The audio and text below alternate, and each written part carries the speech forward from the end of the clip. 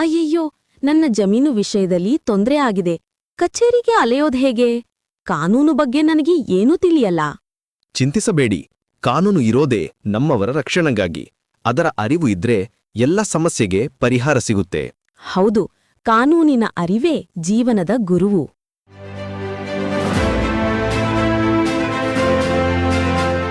ನಿಮ್ಮ ಎಲ್ಲಾ ಕಾನೂನು ಪ್ರಶ್ನೆಗಳಿಗೆ ಉತ್ತರ ನೀಡಲು ಜನಧ್ವನಿ 90.8 FM ತರ್ತಿದೆ ವಿಶೇಷ ಕಾರ್ಯಕ್ರಮ ಕಾನೂನು ಸಲಹೆ.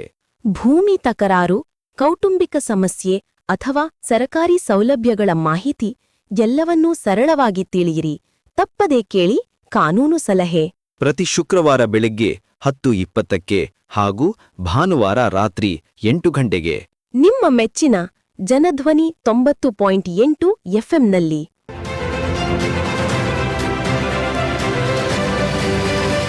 ಎಲ್ಲರಿಗೂ ನಮಸ್ಕಾರಗಳು. ಎಂದಿನಂತೆ ನಾನು ನಿಮ್ಮ ಮನೆಯ ಮಗಳು ಐಶ್ವರ್ಯ. ಇವತ್ತು ನಾನು ನಿಮ್ಮೊಟ್ಟಿಗೆ ಒಂದು ವಿಶೇಷವಾದ ದಿನದ ಕುರಿತು ಮತ್ತು ಒಂದು ವಿಶೇಷವಾದ ವಿಷಯವನ್ನ ಹೇಳಲಿಕ್ಕೆ ನಿಮ್ಮ ಮುಂದೆ ಇದ್ದೇನೆ. ಅದುವೇ ಸಂವಿಧಾನ ದಿನಾಚರಣೆಯ ಕುರಿತು. ಇತ್ತೀಚೆಗಷ್ಟೇ ಅಂದರೆ ನವೆಂಬರ್ 26ರಂದು ನಾವು 75ರ ಸಂವಿಧಾನದ ಒಂದು ಸಂಭ್ರಮಾಚರಣೆಯಲ್ಲಿ ಇವತ್ತು ನಾವಿದ್ದೇವೆ. ತುಂಬ ಖುಷಿಯಾಗುತ್ತೆ. 5 ವರ್ಷದ ಹಿಂದೆ ಅಷ್ಟೇ ನಾವು ಆಜಾದಿ ಕಾ ಅಮೃತ ಮಹೋತ್ಸವವನ್ನು ಆಚರಿಸಿದ್ವಿ. ಇವತ್ತು ನಮ್ಮ ಸಂವಿಧಾನಕ್ಕೆ 75ರ ಸಂಭ್ರಮ ಅಂತ ಹೇಳಿದರೆ ತಪ್ಪಾಗ್ಲಿಕ್ಕಿಲ್ಲ. ನಾವು ಭಾರತದ ಜನರು, ಇವುಗಳೆಲ್ಲ ನಮ್ಮ ಸಂವಿಧಾನದ ಹೃದಯ ಮತ್ತು ಆತ್ಮ ಅಂತ ನಾವು ಏನು ಕರಿತೀವಿ, ಪ್ರಿಯಾಂಬಲ್, ಅದರಲ್ಲಿ ನೋಡ್ತೇವೆ. ಪ್ರತಿ ವರ್ಷ ನವೆಂಬರ್ 26ರಂದು ನಾವು ಈ ಶಬ್ದಗಳ ಮಹತ್ವವನ್ನು, ಸಂವಿಧಾನದ ಒಂದು ದಿನಾಚರಣೆಯನ್ನ ಆಚರಿಸುವ ಮುಖಾಂತರ ನಾವು ಸ್ಮರಿಸುತ್ತೇವೆ ಅಂತ ಹೇಳಿದ್ರೆ ತಪ್ಪಾಗಲಿಕ್ಕಿಲ್ಲ.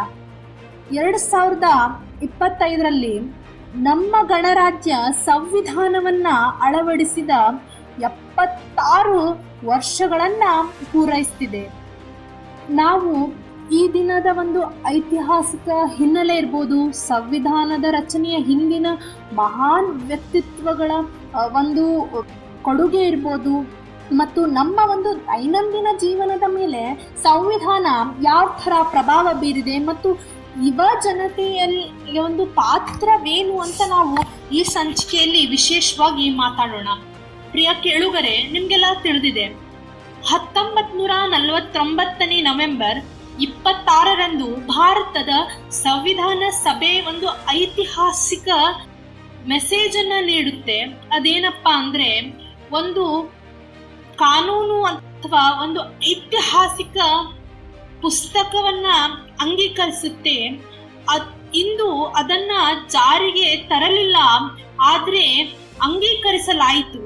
ನಂತರ 1950ನೇ ಜನವರಿ 26ರಂದು ಜಾರಿಗೆ ತರಲಾಯಿತು. ಅಂದ್ರೆ ಗಣತಂತ್ರ ದಿನಾಚರಣೆಯಂದು ಆ ಒಂದು ಮಹಾನ್ ಪುಸ್ತಕವನ್ನ ಜಾರಿಗೆ ತರಲಾಯಿತು. 2015ರಿಂದ ಭಾರತ ಸರ್ಕಾರವು ಈ ದಿನವನ್ನ ಸಂವಿಧಾನ ದಿನಾಚರಣೆಯಂದು ವ್ಯಾಪಕವಾಗಿ ಆಚರಿಸಲು ಒಂದು ನಿರ್ಧಾರವನ್ನ ತೆಗೆದುಕೊಳ್ತದೆ. ಸಂವಿಧಾನದ ಬಗ್ಗೆ ಮಾತನಾಡುವಾಗ ಅದರ ನಿರ್ಮಾಣದ ಬಗ್ಗೆ ಮಾತನಾಡ್ಬೇಕಂದ್ರೆ ಬಹಳ ಅದ್ಭುತದ ಕಥೆಗಳು ನೆನಪಾಗ್ತದೆ. ಈ ಕಥೆಯ ನಾಯಕರು ಯಾರಪ್ಪ ಅಂದ್ರೆ ನಮ್ಮ ಬಾಬಾ ಸಾಹೇಬ್ ಅಂಬೇಡ್ಕರ್ ಇರ್ಬೋದು, ಇನ್ನು ಅನೇಕರು. ಅವರ ನೇತೃತ್ವದಲ್ಲಿ ಈ ಒಂದು ಸಂವಿಧಾನದ ಸಭೆಯ ಸದಸ್ಯರು ಕೂಡ ಇದ್ರು. ಬಾಬಾ ಸಾಹೇಬ್ ಅಂಬೇಡ್ಕರ್ ಅವರನ್ನ ನಾವು ಭಾರತೀಯ ಸಂವಿಧಾನದ ಜನಕ ಅಂತ ನಾವು ಗೌರವಿಸ್ತೇವೆ. ಸಮಾಜದ ಎಲ್ಲ ವರ್ಗಗಳು, ವಿಶೇಷವಾಗಿ ನಾವು ದಲಿತರು ಮತ್ತು ಹಿಂದುಳಿದವರು ಸಮಾನ ಹಕ್ಕುಗಳನ್ನು ಪಡೆಯುವಂತೆ ಖಚಿತಪಡಿಸಿಕೊಳ್ಳುವಲ್ಲಿ ಈ ಒಂದು ಸಂವಿಧಾನದ ಪಾತ್ರ ಅಮೂಲ್ಯವಾಗಿದೆ. ಆದರೆ ಇದು ಕೇವಲ ಒಬ್ಬರ ಪ್ರಯತ್ನ ಮಾತ್ರ ಆಗಿರಲಿಲ್ಲ. ಅದರಲ್ಲಿ ಅನೇಕರಿದ್ರು. ನಮ್ಮ ಸರ್ದಾರ್ ವಲ್ಲಭಭಾಯ್ ಪಟೇಲ್ರಿದ್ರು, ಮೌಲಾನಾ ಅಬ್ದುಲ್ ಕಲಾಂ ಆಜಾದ್ರಿದ್ರು, ಡಾಕ್ಟರ್ ರಾಜೇಂದ್ರ ಪ್ರಸಾದ್ರಿದ್ರು, ಸರೋಜಿನಿ ನಾಯ್ಡು ಅವರಿದ್ರು. ಹೀಗೆ ಅನೇಕ ಜನರಿದ್ರು. ಅಂದ್ರೆ ಸುಮಾರು ಒಂದು 300ಕ್ಕೂ ಹೆಚ್ಚು ಪ್ರತಿಭಾವಂತ, ಒಂದು ಪಾಂಡಿತ್ಯ ಇರುವಂತಹ ವ್ಯಕ್ತಿಗಳು ಈ ಒಂದು ಗ್ರಂಥದ ರಚನೆಯಲ್ಲಿ ಭಾಗಿಯಾಗಿದ್ರು ಅಂತ ಹೇಳಿದ್ರೆ ತಪ್ಪಾಗ್ಲಿಕ್ಕಿಲ್ಲ. ಈಗ ಉದಾಹರಣೆಗೆ ನೋಡೋದಾದ್ರೆ ನಾವು ಮೂಲಭೂತ ಹಕ್ಕುಗಳು, ನಾನು ಕಳೆದ ಎಲ್ಲ ಸಂಚಿಕೆಗಳಲ್ಲಿ ನಿಮಗೆ 6 ಮೂಲಭೂತ ಹಕ್ಕುಗಳ ಬಗ್ಗೆ ತಿಳಿಸ್ಕೊಟ್ಟೆ. ಈ ಹಕ್ಕುಗಳು ನಮಗೆ ಬಹಳ ಅಗತ್ಯ ಅಂತ ನಿಮ್ಗಾಗ್ಲೇ ಅನಿಸಿದೆ. ಆದರೆ ಇವುಗಳ ರಚನೆ ಬಗ್ಗೆ ಒಂದು ಹಲವಾರು ಬಗೆಯ ಚರ್ಚೆಗಳು ನಡೆದಿದ್ವು. ಉದಾಹರಣೆಗೆ ನಾವು ಮೊದಲನೇ ಹಕ್ಕು ಸಮಾನತೆ ಹಕ್ಕನ್ನ ತಗೊಂತೀವಿ. ಆರ್ಟಿಕಲ್ 14ರಿಂದ 18 ಜಾತಿ, ಮತ, ಲಿಂಗ, ಧರ್ಮ ಅಥವಾ ಜನ್ಮಸ್ಥಳದ ಆಧಾರದ ಮೇಲೆ ನಾವು ಯಾರನ್ನೂ ಕೂಡ ಭೇದ ಭಾವ ಮಾಡಬಾರ್ದು ಅಂತ. ಆದರೆ ಈ ತತ್ವ ಭಾರತಾದ್ಯಂತ ಬಹು ಸಾಂಸ್ಕೃತಿಕ ದೇಶದಲ್ಲಿ ಅಮೂಲ್ಯವಾದದ್ದು ಮತ್ತು ಒಬ್ಬ ಬ್ರಾಹ್ಮಣ ಮತ್ತು ಒಬ್ಬ ದಲಿತರಿಗೆ ಒಂದೇ ರೀತಿಯ ನ್ಯಾಯ, ಒಂದೇ ರೀತಿಯ ಸಾರ್ವಜನಿಕ ಸೌಲಭ್ಯಗಳನ್ನ ಖಚಿತಪಡಿಸಿರುವ ಏಕೈಕ ಮೂಲಭೂತ ಹಕ್ಕು ಅಂದ್ರೆ ಸಮಾನತೆಯ ಹಕ್ಕು ಅಂತ ಹೇಳಿದ್ರೆ ತಪ್ಪಾಗ್ಲಿಕ್ಕಿಲ್ಲ. ಇನ್ನೊಂದು ಮಹತ್ವದ ಉದಾಹರಣೆಯನ್ನ ನಾನು ಕೊಡ್ಲಿಕ್ಕೆ ಇಷ್ಟಪಡ್ತೇನೆ. ರಾಜ್ಯ ನಿರ್ದೇಶನ ತತ್ವಗಳು, ನಾವೇನು directive principles of state policy ಅಂತ ಹೇಳ್ತೀವಿ, ಆರ್ಟಿಕಲ್ 39. ಇದು ಸರ್ಕಾರಕ್ಕೆ ಮಾರ್ಗದರ್ಶನ ನೀಡುವಂತ ತತ್ವಗಳು. ಅಂದ್ರೆ ಸಮಾನ ಕಾರ್ಯಕ್ಕೆ ಸಮಾನ ವೇತನ, ನಾವೇನ್ ಹೇಳ್ತೀವಿ equal pay for equal work. ಒಂದು ಕಾರ್ಖಾನೆಯಲ್ಲಿ ಒಬ್ಬ ಪುರುಷ ಮತ್ತು ಮಹಿಳೆ ಇಬ್ರು ಕೂಡ ಕಾರ್ಮಿಕರು, ಆದ್ರೆ ಅವರ ಒಂದು ಜೆಂಡರ್ ಅಷ್ಟೇ ಬೇರೆ ಆಗಿರುತ್ತೆ. ಒಂದೇ ಕೆಲಸ ಮಾಡಿದರೆ ಅವರಿಬ್ಬರಿಗೂ ಕೂಡ ಸಮಾನ ವೇತನ ಸಿಗಬೇಕು ಎಂಬುದನ್ನ ಈ ಒಂದು directive principles of state policy ಅಂತ ನಾವು ಪಡ್ಕೊಂಡ್ವಿ. ಇದು ಲಿಂಗ ಸಮಾನತೆಯ ದಿಶೆಯಲ್ಲಿ ಒಂದು ದೊಡ್ಡ ಹೆಜ್ಜೆ.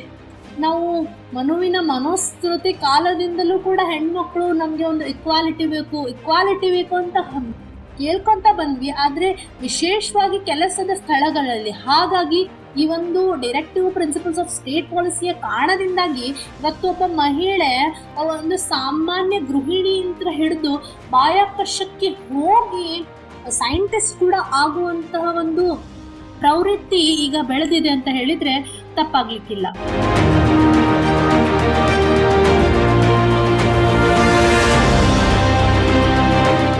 ಕೇಳುಗರೆ, ಇಂದು ನಾವು ಇಲ್ಲಿ ಅನೇಕರು ವಿದ್ಯಾರ್ಥಿಗಳು ಈ ಒಂದು ರೇಡಿಯೋ ಕಾರ್ಯಕ್ರಮವನ್ನ ಆಲಿಸ್ತಿದ್ದೀರಿ, ಇನ್ನು ನಾಗರಿಕರು ಇದ್ದೀರಿ, ಮತ್ತು ನಮಗೆ ಸಂವಿಧಾನ ಎಂದರೇನು ಅನ್ನೋದು ಏನಾಗ್ಬಿಟ್ಟಿದೆ ಅಂದ್ರೆ ಇತ್ತೀಚಿನ ದಿನಮಾನಗಳಲ್ಲಿ ಕೇವಲ ಒಂದು ಪುಸ್ತಕ, ಅದನ್ನ ಓದ್ಬೇಕು, ಪರೀಕ್ಷೆ ಬರೆಯೋ ಒಂದು ವಿಷಯ ಅಷ್ಟೇನಾ ಅಲ್ಲ, ಅದನ್ನ ಹೊರತುಪಡಿಸಿ ಇದು ವಿಶೇಷವಾಗಿದೆ. ಸಂವಿಧಾನವು ನಮ್ಮ ದಿನಚರಿಯ ಜೀವನದಲ್ಲಿ ಜೀವಂತವಾಗಿರುವ ಒಂದು ದಸ್ತಾವೇಜು ಅಂತ ಹೇಳಿದ್ರೆ ತಪ್ಪಾಗ್ಲಿಕ್ಕಿಲ್ಲ. ಹಾಗಾಗಿ ನಾನು ಒಂದಿಷ್ಟು ಸಾಮಾನ್ಯ ಉದಾಹರಣೆಗಳನ್ನ ನಿಮ್ ಮುಂದೆ ಬಿಚ್ಚಿಡುವ ಒಂದು ಪ್ರಯತ್ನವನ್ನು ಮಾಡ್ತೇನೆ. ನೀವು ಕಾಲೇಜ್ ಮುಗಿಸಿ ನೌಕರಿಗಾಗಿ ಅರ್ಜಿ ಸಲ್ಲಿಸ್ತೀರಿ.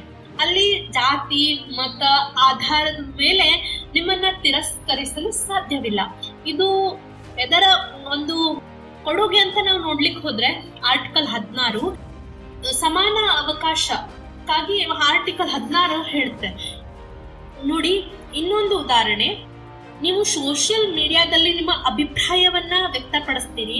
ಸರ್ಕಾರದ ನೀತಿಯ ವಿರುದ್ಧವೂ ನೀವು ಬರೆಯಬಹುದು, ಅದರ ಪರವಾಗಿಯೂ ನೀವು ಬರಿಬಹುದು. ಇದಕ್ಕೆಲ್ಲ ಏನು ಕಾರಣ ಅಂದ್ರೆ ಆರ್ಟಿಕಲ್ 19 ಏನ್ ಹೇಳುತ್ತೆ, ಭಾಷಣ ಮತ್ತು ಅಭಿವ್ಯಕ್ತಿಯ ಸ್ವಾತಂತ್ರ್ಯದ ಹಕ್ಕನ್ನ ನಮ್ಗೆ ನೀಡಿದೆ.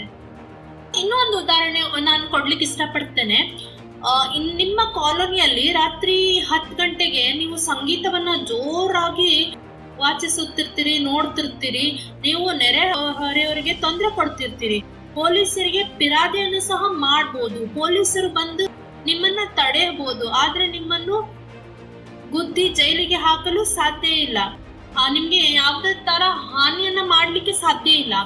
ಅಂದ್ರೆ ಆರ್ಟಿಕಲ್ 21 ಏನ್ ಹೇಳುತ್ತೆ, ಜೀವನ ಮತ್ತು ವೈಯಕ್ತಿಕ ಸ್ವಾತಂತ್ರ್ಯದ ಹಕ್ಕು, ಕಾನೂನು ರೀತಿಯಾದ ಪಾಲಿಸಬೇಕಾದ ವಿಧಾನ.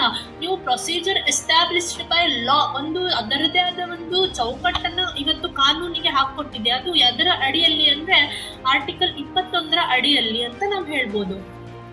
ಇನ್ನು ಇವತ್ತು ಈಗ 2025ನೇ ಇಸ್ವಿಯಲ್ಲಿದ್ದೇವೆ. ನಾವು ಸಂವಿಧಾನದ ದಿನಾಚರಣೆಯ ವಿಶೇಷತೆ ಏನು ಅಂತ ನೋಡ್ಲಿಕ್ಕೆ ಹೋದ್ರೆ, ನಾವು ಜನರು ನಮ್ಮ ಸಂವಿಧಾನದ ಪೀಠಿಕೆಯಿಂದನೇ ಆರಂಭವಾಗುತ್ತೆ.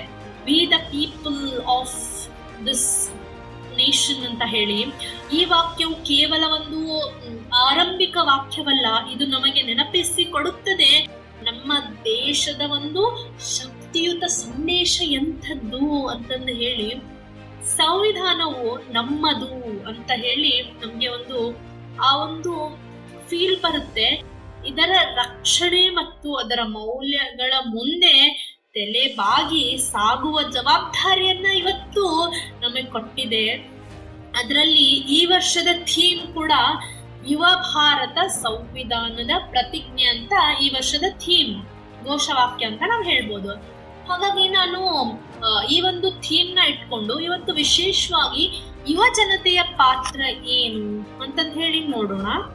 ಮೊದಲಿಗೆ ಸಂವಿಧಾನವನ್ನ ಅರ್ಥ ಮಾಡಿಕೊಳ್ಳುವುದು. ಇವತ್ತು ನಾನು ಕೂಡ ಕಾನೂನು ವ್ಯಾಸಂಗ ಮಾಡಿದ್ದೇನೆ, ಸಂವಿಧಾನವನ್ನ ತಿಳಿದಿದ್ದೇನೆ. ಹಾಗಾಗಿ ಇವತ್ತು ನಿಮ್ಮೆದುರಿಗೆ ಬಂದು ಇಷ್ಟು ಆರ್ಟಿಕಲ್ 21 ಬಗ್ಗೆ ಮಾತಾಡ್ತೇನೆ, ಆರ್ಟಿಕಲ್ 19 ಹೇಳ್ತೇನೆ. ಹಿಂಗೆ ಮಾತಾಡ್ಲಿಕ್ಕೆ ಕಾರಣ ನನ್ನ ಜ್ಞಾಪಕ ಶಕ್ತಿ ಅಂತ ನಾನು ಹೇಳ್ತೇನೆ.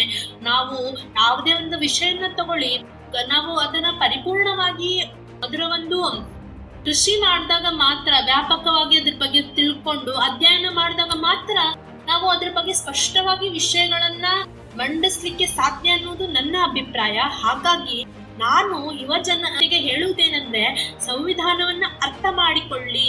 ಅದನ್ನ ಪೂರ್ಣವಾಗಿ ಓದಲು ಹೇಳುತ್ತಿಲ್ಲ, ಒಂದಿಷ್ಟು ಮೂಲಭೂತ ಅಂದ್ರೆ ಜನಸಾಮಾನ್ಯರಾಗಿ ಈ ಒಂದು ದೇಶದ ನಾಗರಿಕರಾಗಿ ನಮ್ಗೆ ಏನು ಬೇಕು, ಮೂಲಭೂತ ಹಕ್ಕುಗಳು ಬೇಕು, ಕರ್ತವ್ಯಗಳು ಬೇಕು ಮತ್ತು ತತ್ವಗಳು ಬೇಕು, ಅದ್ರ ಬಗ್ಗೆ ತಿಳ್ಕೊಳ್ಳಿ.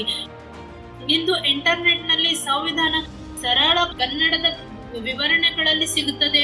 ಯೂಟ್ಯೂಬ್ಗಳಲ್ಲಿ ಅನೇಕ ವಿಡಿಯೋಗಳು ಸಿಗ್ತವೆ. ನೋಡಿ ನಿಮ್ಗೆ ಓದಿ ಕಲೀಲಿಕ್ಕೆ ಆಗ್ಲಿಲ್ಲ ಅಂದ್ರೂ ಸಹ ನೀವು ಕೇಳಿ ಕೂಡ ಕಲಿಬಹುದು. ಅಂತ ಒಂದು ತಂತ್ರಜ್ಞಾನ ಇವತ್ತು ನಮ್ಮೊಟ್ಟಿಗಿದೆ. ಇನ್ನು ನಿಮ್ಮ ಹಕ್ಕುಗಳನ್ನ ತಿಳಿದುಕೊಳ್ಳಿ ಅಂತ ನಾನು ಯುವ ಜನತೆಗೆ ವಿಶೇಷವಾಗಿ ಹೇಳ್ತೇನೆ.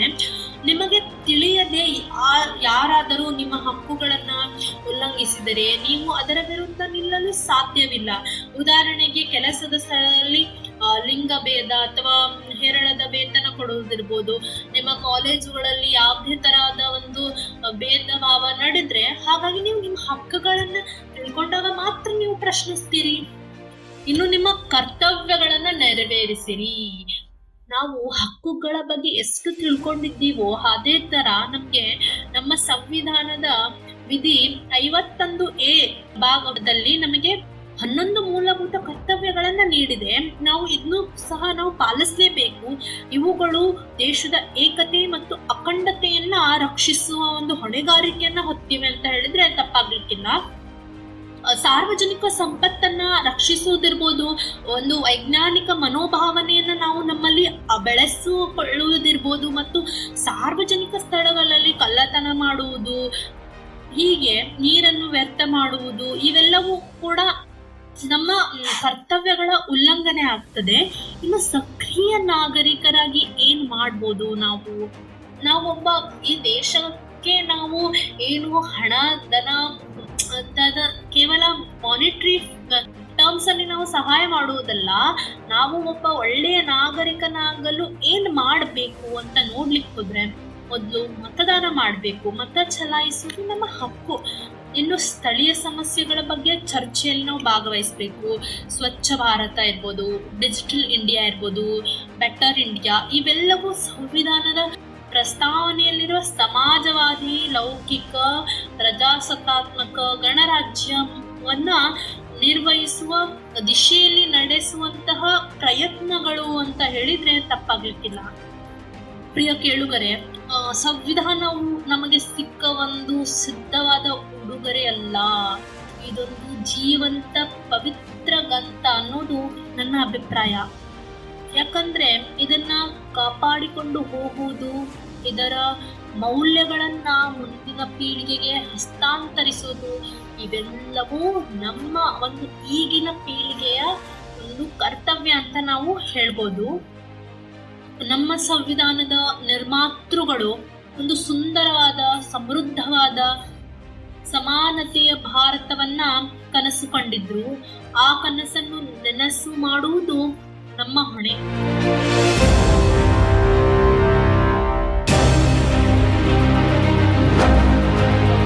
ಹಾಗಾಗಿ ನಮ್ಮ ಸಂವಿಧಾನ ಬಂದಿದೆ.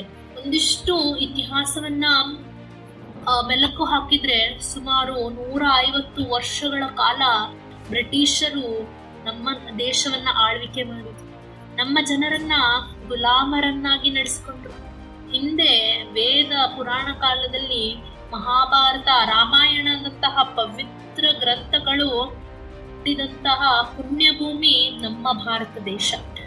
ಆದ್ರೆ ವ್ಯಾಪಾರಕ್ಕಾಗಿ ಬಂದಂತಹ ಬ್ರಿಟಿಷರು ನಮ್ಮ ದೇಶದಲ್ಲಿರುವಂತಹ ಬಿರುಕುಗಳು, ರಾಜಮನೆತನದವರು ತಮ್ಮ ನಡುವೆ ಇರುವಂತಹ ಬಿರುಕಿನ ಕಾರಣಕ್ಕಾಗಿ ಬ್ರಿಟಿಷರು ತಮ್ಮ ಬೇಳೆಯನ್ನ ಬೇಯಿಸ್ಕೊಂಡ್ರು ಮತ್ತು ನಮ್ಮನ್ನ ಗುಲಾಮರನ್ನಾಗಿ ನಡೆಸ್ಕೊಂಡ್ರು. ಇವಾಗ ಸ್ವತಂತ್ರ ಸಿಕ್ಕು 75 ವರ್ಷ ಆಗಿ ನಾವು ತುಂಬಾ ಅವಾಗಿನವ್ರಿಗೆ ಹೋಲಿಸ್ಕೊಂಡ್ರೆ ಇವತ್ತು ನಮ್ಮ ಸದ್ಯದ ಪರಿಸ್ಥಿತಿ ಬಹಳ ಚೆನ್ನಾಗಿದೆ. ಇದಕ್ಕೆಲ್ಲ ಮೂಲ ಕಾರಣ ಸಂವಿಧಾನ ಅಂತ ಹೇಳಿದ್ರೆ ತಪ್ಪಾಗ್ಲಿಕ್ಕಿಲ್ಲ.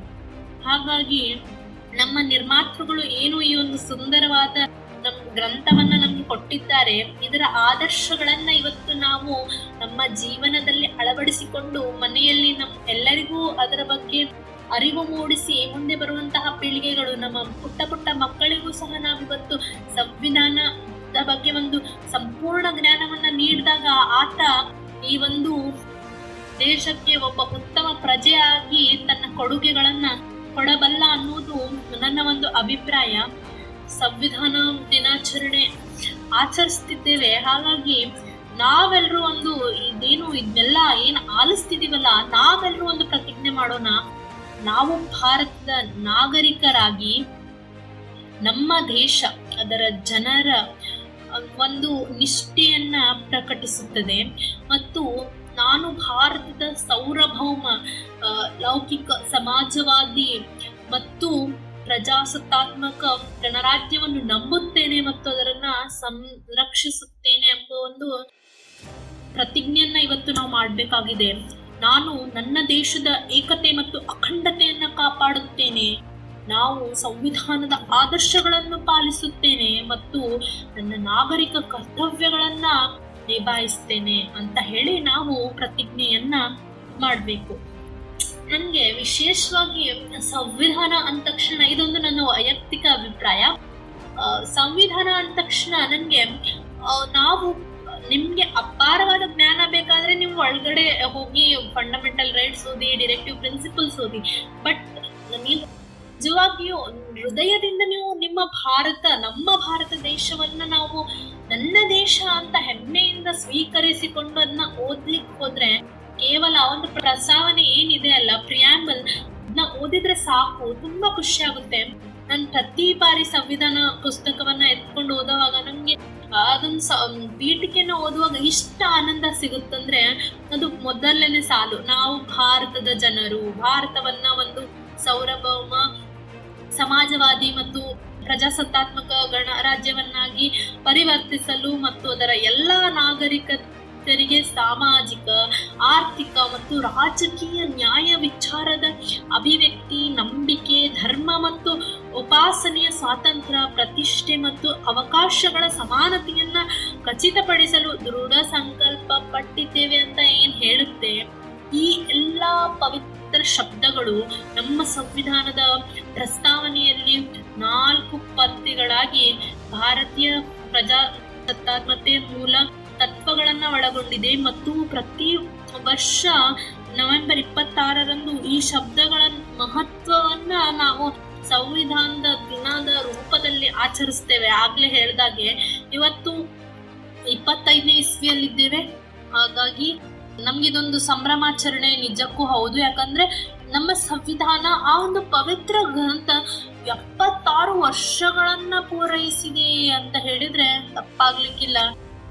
ಹಾಗಾಗಿ ಇಂದಿನ ಕಾರ್ಯಕ್ರಮ ಇಲ್ಲಿಗೆ ಮುಗಿಸೋಣ.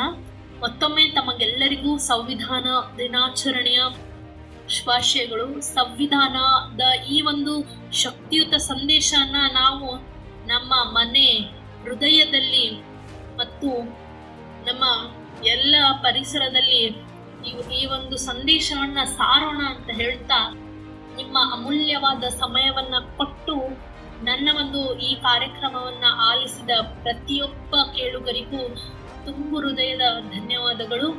ಅದೇ ರೀತಿಯಾಗಿ ಈ ಒಂದು ಒಳ್ಳೆಯ ಅವಕಾಶವನ್ನು ಕಲ್ಪಿಸಿಕೊಟ್ಟಂತಹ ಜನಧ್ವನಿ ರೇಡಿಯೋ ಸ್ಟೇಷನ್ಗೂ ಸಹ ತುಂಬು ಹೃದಯದ ಧನ್ಯವಾದಗಳು. ಅಯ್ಯಯ್ಯೋ, ನನ್ನ ಜಮೀನು ವಿಷಯದಲ್ಲಿ ತೊಂದ್ರೆ ಆಗಿದೆ. ಕಚೇರಿಗೆ ಅಲೆಯೋದ್ ಹೇಗೆ? ಕಾನೂನು ಬಗ್ಗೆ ನನಗೆ ಏನೂ ತಿಳಿಯಲ್ಲ. ಚಿಂತಿಸಬೇಡಿ, ಕಾನೂನು ಇರೋದೇ ನಮ್ಮವರ ರಕ್ಷಣೆಗಾಗಿ. ಅದರ ಅರಿವು ಇದ್ರೆ ಎಲ್ಲ ಸಮಸ್ಯೆಗೆ ಪರಿಹಾರ ಸಿಗುತ್ತೆ. ಹೌದು, ಕಾನೂನಿನ ಅರಿವೇ ಜೀವನದ ಗುರುವು.